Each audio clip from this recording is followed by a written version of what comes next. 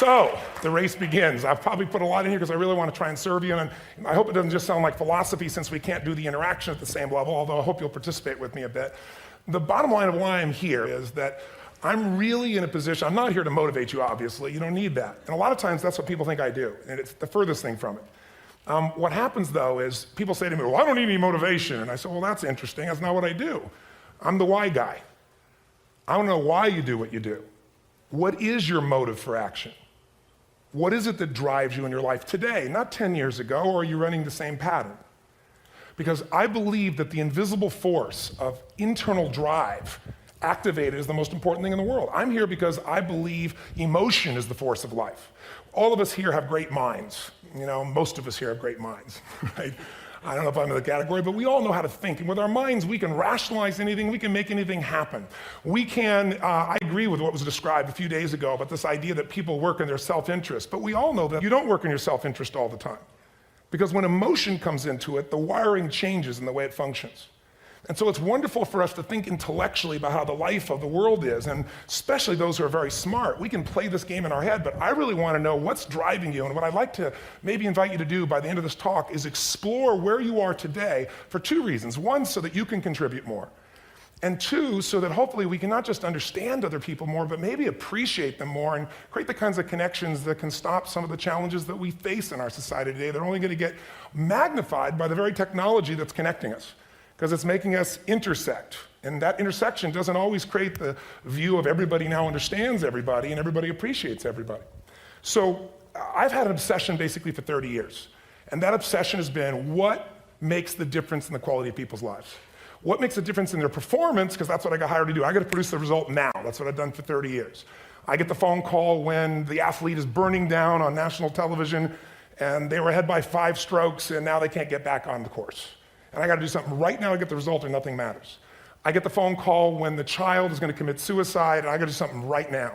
And in 29 years, I'm very grateful to tell you I've never lost one in 29 years. It doesn't mean I won't someday, but I haven't done it. And the reason is an understanding of these human needs that I want to talk to you about. So when I get those calls about performance, that's one thing, like how do you make a change? But also, I'm looking to see what is it that's shaping that person's ability to contribute, to do something beyond themselves. So maybe the real question is, you know, I look at life and say there's 2 master lessons. One is there's the science of achievement, which almost everyone in this room has mastered to an amazing extent. That's how do you take the invisible and make it visible, right? How do you take what you dream about and make it happen, whether it be your business, your contribution to society, money, whatever it is for you, your body, your family. But the other lesson of life that is rarely mastered is the art of fulfillment. Because science is easy, right? We know the rules, you write the code, you follow those, and you get the result. Once you know the game, you just, you up the ante, don't you? But when it comes to fulfillment, that's an art. And the reason is it's about appreciation and it's about contribution. You can only feel so much by yourself. So I've had an interesting laboratory to try to answer the question of the real question, which is what's the difference in somebody's life if you look at somebody like those people that you've given everything to, like all the resources they say they need. You gave them not a $100 computer, you gave them the best computer. You gave them love, you gave them joy, you were there to comfort them. And those people very often, and you know some of them I'm sure, end up the rest of their life with all this love, education, money, and background, spending their life going in and out of rehab. And then you meet people that have been through ultimate pain, psychologically, sexually, spiritually, emotionally abused, and not always, but often they become some of the people that contribute the most to society. So the question we got to ask ourselves really is, what is it?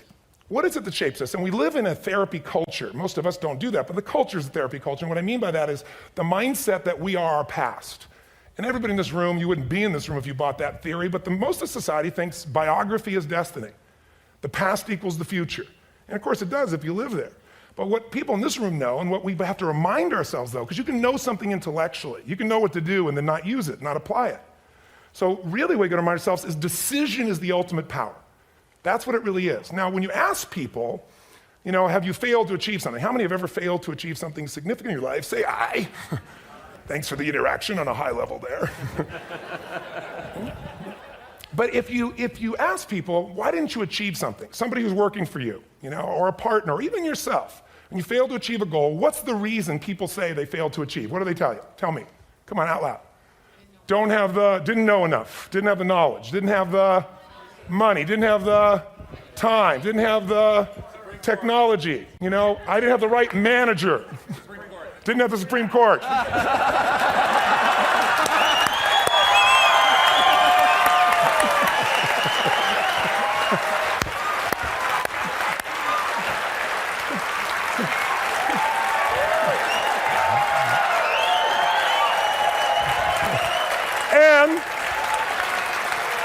And what do all those, including the Supreme Court, have in common? They are a claim to you missing resources. And they may be accurate. You may not have the money. You may not have the Supreme Court. But that is not the defining factor.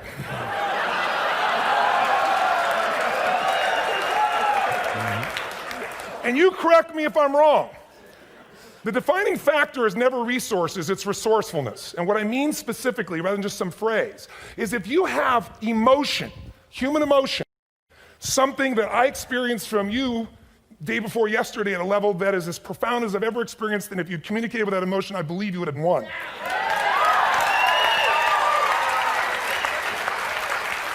But how easy for me to tell him what he should do. Idiot, Robbins. But I know when we watched a debate, at that time, there were emotions that blocked people's ability to get this man's intellect and capacity and the way they came across to some people in that day. Because I know people that wanted to vote in your direction and didn't, and I was upset. But there was emotion that was there. How many know what I'm talking about here? Say I. So emotion is it, and if we get the right emotion, we can get ourselves to do anything. We can get through it. If you're creative enough, playful enough, fun enough, can you get through to anybody, yes or no? If you don't have the money, but you're creative or determined enough, you find the way. So this is the ultimate resource, but this is not the story that people tell us, right? The story people tell us is a bunch of different stories. They tell us we don't have the resources, but ultimately, if you take a look here, flip it up if you would. They say, what are all the reasons they have in common? We've said that. Next one, please. He's broken my pattern. But I appreciated the energy, I'll tell you that. What determines your resources? We've said decisions shape destiny, which is my focus here. If decisions shape destiny, what determines it is 3 decisions. What are you gonna focus on? Right now, you have to decide what you're gonna focus on. In this second, consciously or unconsciously, the minute you decide to focus on something, you gotta give it a meaning. And whatever that meaning is, produces emotion. Is this the end or the beginning? Is God punishing me or rewarding me, or is this the roll of the dice? And emotion then creates what we're gonna do, or the action. So think about your own life, the decisions that have shaped your destiny. And that sounds really heavy, but in the last 5 or 10 years, 15 years, haven't there been some decisions you've made that if you made a different decision, your life would be completely different? How many can think of one, honestly? Better or worse? Say I. So the bottom line is maybe it was where to go to work and you met the love of your life there. Maybe it was a career decision. I know the Google geniuses I saw here. I mean, I understand that their decision was to sell their technology at first. What if they made that decision versus to build their own culture? How would the world be different? How would their lives be different? Their impact. The history of our world is these decisions. When a woman stands up and says, no, I won't go to the back of the bus, she didn't just affect her life. That decision shaped our culture. Or someone standing in front of a tank. Or being in a position like Lance Armstrong and someone says to you, you got testicular cancer. That's pretty tough for any male, especially if you ride a bike. Right? You got it in your brain, you got it in your lungs. But what was his decision of what to focus on? Different than most people. What did it mean? It wasn't the end, it was the beginning. What am I gonna do? He goes off and wins 7 championships he never won once before the cancer because he got emotional fitness, psychological strength. That's the difference in human beings that I've seen of the 3 million I've been around. Because that's about my lab. I've had 3 million people from 80 different countries that I've had a chance to interact with over the last 29 years. And after a while, patterns become obvious. You see that South America and Africa maybe connect in a certain way, right? Other people say, oh, that sounds ridiculous. It's simple. So what shaped Lance, what shapes you? 2 invisible forces, very quickly. 1, state. We all have had times. Have you had a time you did something and after you did it, you thought to yourself, I can't believe I said that. I can't believe I did that. That was so stupid. Who's been there? Say I. Have you ever done something after you do it, you go, that was me. Right? It wasn't your ability, it was your state. I should be able to change that quickly, but what I want to finish with quickly here is your model of the world is what shapes you long term. Your model of the world is the filter. That's what's shaping us. That's what makes people make decisions. We want to influence somebody, we got to know what already influences them. And it's made up of 3 parts, I believe. First, what's your target? What are you after? Which I believe it's not your desires. You can get your desires to goals. How many of you got a goal, desire, and thought, Is this all there is? How many been there? Say aye. So it's needs we have. I believe there are 6 human needs. Second, once you know what the target that's driving you is and you uncover it for the truth, you don't form it, you uncover it. Then you find out what's your map. What's the belief systems that are telling you how to get those needs? Some people think the way to get those needs is destroy the world. Some people is to build something, create something, love someone. And then there's the fuel you pick. So very quickly, 6 needs. Let me tell you what they are. First one, certainty. Now these are not goals or desires. These are universal. Everyone needs certainty that they can avoid pain, at least be comfortable. Now how do you get it? Control everybody, develop a skill, give up, smoke a cigarette. And if you got totally certain, ironically, even though we all need that, like if you're not certain about your health or your children or money, you don't think about much more. You're not sure the ceiling's gonna hold up, you're gonna listen to any speaker. But while we go for certainty differently, if we get total certainty, we get what? What do you feel if you're certain? You know what's gonna happen, when it's gonna happen, how it's gonna happen, what would you feel? Bored out of your mind. So God, in her infinite wisdom, gave us a second human need, which is uncertainty. We need variety. We need surprise. How many of you here love surprises? Say aye. You like the surprises you want. The ones you don't want, you call problems, but you need them. So variety is important. Have you ever rented a video or a film that you've already seen? Who's done this? Why are you doing it? You're certain it's good because you read it before, saw it before, but you're hoping it's been long enough, you've forgotten enough, there's variety. Third human need, critical, significance. We all need to feel important, special, unique. You can get it by making more money. You can do it by being more spiritual. You can do it by getting yourself in a situation where you put more tattoos and earrings in places humans don't want to know. Whatever it takes. The fastest way to do this, if you have no background, no culture, no belief in resources or resourcefulness, is violence. If I put a gun to your head and I live in the hood, instantly I'm significant. 0 to 10, how high? 10. How certain am I you're gonna respond to me? 10. How much uncertainty? Who knows what's gonna happen next? Kind of exciting, like climbing up into a cave and doing that stuff all the way down there. Total variety and uncertainty. And it's significant, isn't it? So you're willing to risk your life for it. So that's why violence has always been around and will be around unless we have a consciousness change as a species. Now you can get significance a million ways, but to be significant, you gotta be unique and different. Here's what we really need. Connection and love, fourth need. We all want it. Most people settle for connection because love's too scary. Don't want to get hurt. Who here has ever been hurt in an intimate relationship? Say aye. And you're gonna get hurt again. Aren't you glad you came to this positive visit? But here's what's true, we need it. We can do it through intimacy, through friendship, through prayer, through walking in nature. If nothing else works for you, get a dog. Don't get a cat, get a dog, because if you leave for 2 minutes, it's like you've been gone for 6 months when you show back up again 5 minutes later, right? Now these first 4 needs, every human finds a way to meet. Even if you lie to yourself, even if you have split personalities. But the last 2 needs, the first 4 needs are called the needs of the personality, is what I call it. The last 2 are the needs of the spirit. And this is where fulfillment comes. You won't get fulfillment from the first 4. You'll figure a way, smoke, drink, do whatever, meet the first 4. But the last 2, number 5, you must grow. We all know the answer here. If you don't grow, you what? If a relationship's not growing, if a business is not growing, if you're not growing, it doesn't matter how much money you have, how many friends you have, how many people love you, you feel like hell. And the reason we grow, I believe, is so we have something to give of value. Because the 6th need is to contribute beyond ourselves. Because we all know, corny as it sounds, the secret to living is giving. We all know life's not about me, it's about we. This culture knows that, this room knows that. And it's exciting. When you see Nicholas up here talking about his $100 computer, the most passionate, exciting thing is here's a genius, but he's got a calling now. You can feel the difference in him, and it's beautiful. And that calling can touch other people. In my own life, my life was touched because when I was 11 years old, Thanksgiving, no money, no food, and we're not gonna starve, but my father was totally messed up. My mom was letting him know how bad he messed up. And somebody came to the door and delivered food. My father made 3 decisions. I know what they were briefly. His focus was, this is charity. What does it mean? I'm worthless. What do I gotta do? Leave my family, which he did. The time, one of the most painful experiences of life. My 3 decisions gave me a different path. I said, focus on, there's food, what a concept. You know? Second, but this is what changed my life. This is what shaped me as a human being. Somebody's gift, I don't even know who it is. They're not asking for it, this is giving our family food, looking out for us. It made me believe this. What does it mean? That strangers care. And what that made me decide is if strangers care about me and my family, I care about them. What am I gonna do? I'm gonna do something to make a difference. So when I was 17, I went out one day on Thanksgiving, it was my target for years, have enough money to feed 2 families. Most fun thing I ever did in my life, most moving. Then next year I did 4, and I didn't tell anybody what I was doing. Next year, 8. I wasn't doing it for brownie points, but after 8, I thought I could use some help.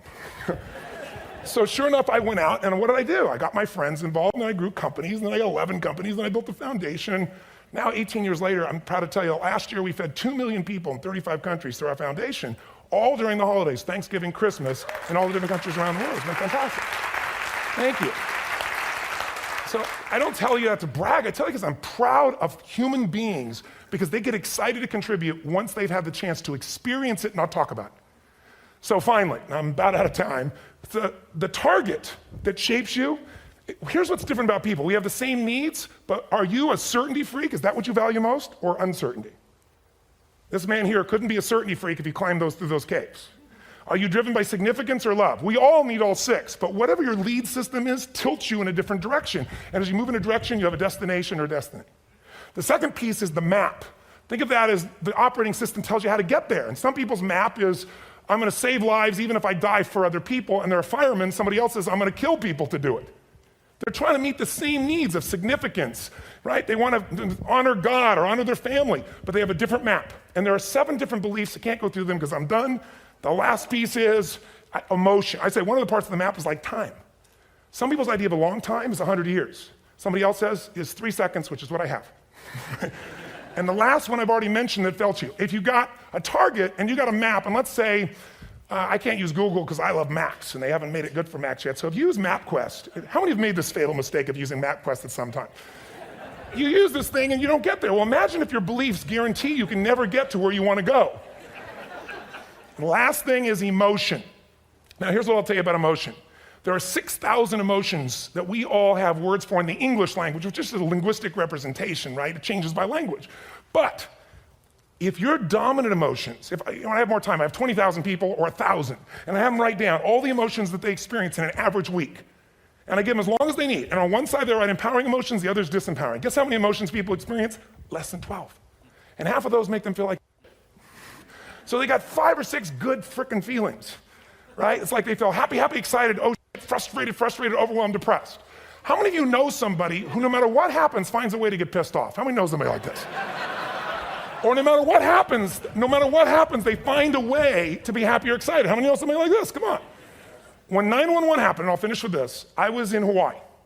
I was with 2,000 people from 45 countries. We were translating 4 languages simultaneously for a program that I was conducting for a week. The night before was called Emotional Mastery. I got up, had no plan for this, and I said, we had all this fireworks, I do crazy fun stuff. And then at the end I stopped, and I had this plan I was gonna say, but I never do what I'm gonna say. And all of a sudden I said, when do people really start to live? When they face death. And then I went through this whole thing about if you were gonna get off this island, if 9 days from now you were gonna die, who would you call, what would you say, what would you do? One woman, well that night is when 9/11 happened. One woman had come to the seminar, and when she came there, her previous boyfriend had been kidnapped and murdered. Her friend, or her new boyfriend, wanted to marry her, and she said no. He said, if you leave and go to that Hawaii thing, it's over with us. She said, it's over. When I finished that night, she called him and left a message, true story, at the top of the World Trade Center where he worked, saying, honey, I love you. I just want you to know, I want to marry you. It was stupid of me. She was asleep, because it was 3 a.m. for us, when he called her back from the top and said, honey, I can't tell you what this means. He said, I don't know how to tell you this, but you give me the greatest gift because I'm going to die. And she played the recording for us in the room. She was on Larry King later. And he said, you're probably wondering how on earth this could happen to you twice. And he said, all I can say to you is, this must be God's message to you, honey. From now on, every day, give your all, love your all. Don't let anything ever stop you. She finishes, and a man stands up and he says, I'm from Pakistan, I'm a Muslim. I'd love to hold your hand and say I'm sorry, but frankly, this is retribution. I can't tell you the rest because I'm out of time.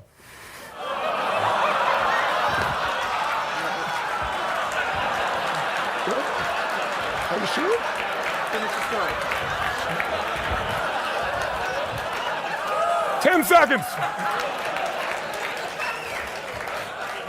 10 seconds. No, I want to be respectful. 10 seconds. All I can tell you is I brought this man on stage with a man from New York who worked in the World Trade Center, because I had about 200 New Yorkers there. More than 50 lost their entire companies, their friends, marking off their Palm Pilots. One financial trader, this woman made of steel, bawling, 30 friends crossing off that all died. And what I did to people said, what are we going to focus on? What does this mean, and what are we going to do? And I took the group and got people to focus on, if you didn't lose somebody today, your focus is going to be how to serve somebody else.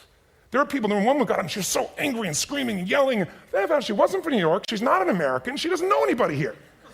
I said, you always get angry. She said, yes. Guilty people got guilty, sad people got sad. And I took these two men and did what I call an indirect negotiation. Jewish man with family in the occupied territory, some New York who would have died if he was at work that day, and this man who wanted to be a terrorist, and made it very clear.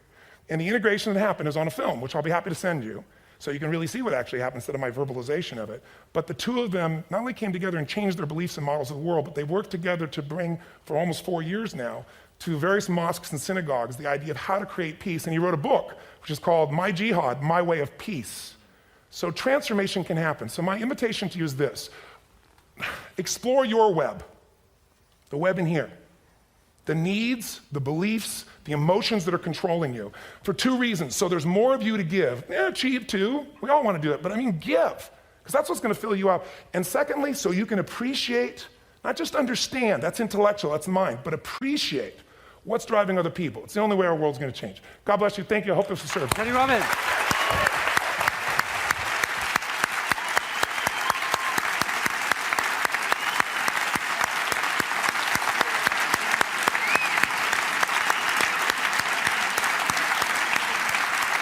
Tony, come back up there. You gotta just recognize it. Thank you very much. Thank you.